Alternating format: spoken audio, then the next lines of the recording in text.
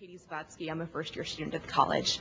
Hi, You spoke a little earlier about the Stupak Amendment, but so often it's just talked about in vague terms as something that simply prohibits federal funding for abortions. Can you explain what exactly the Stupak Amendment does? It goes beyond that, Katie, and that's why we have concerns about it. Just so you know, to put that in perspective, and my answers will be longer than David wants them to be, but we were in a situation where the Republicans would have brought this up anyway, as this is insider motion to recommit. So it would have been part of the bill in a very destructive way. Instead, we said, okay, you can have the amendment, and then we can all vote against it and then vote for the bill. So the people who voted for the bill, I think it's important to note, were voting to advance the ball down the field. If we had all said, well, that's in there, we're voting against it, we'd be nowhere in terms of health care reform.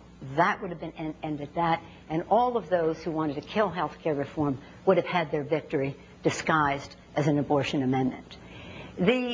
So that, is a convenience for us to say, okay, there's a way to do this that enables us all to vote against who want to vote against it without having to vote against the bill. Why I have concerns about it is, and why I think there's common ground for no federal funding, no change in the status, and advancing health care reform is the following.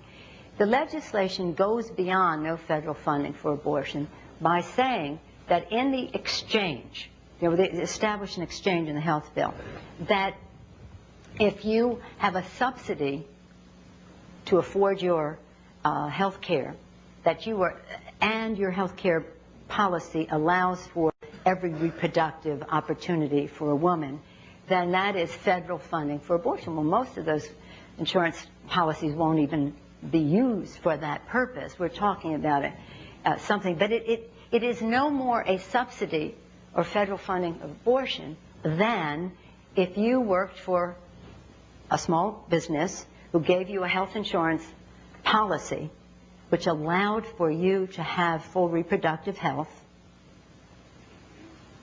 and there's a tax deduction for that for your employer. So is that subsidizing abortion? No more than a subsidy in the exchange.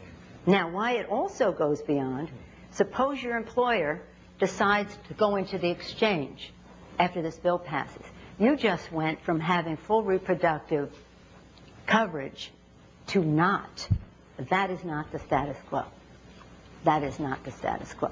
So again, there is a way to do this which we presented, which I said to them, if we go with this compromise, I don't like it a lot, but it honors the three principles that we have, and I can go to the table and fight for that.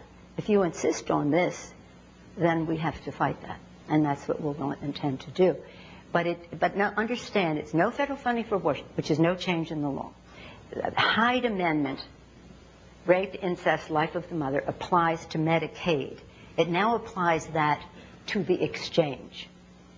And that, we think, just goes, that is not maintaining the status quo. And, again, we do not have federal funding for abortion. So, I hope that has some clarity for you. It's complicated, but we could not allow it to take down the bill. We have to defer that conversation for when we go to the table. There's another fight ahead. You know what? I have confidence that we will get through it all. Yes, sir. Speaker Pelosi, thanks so much.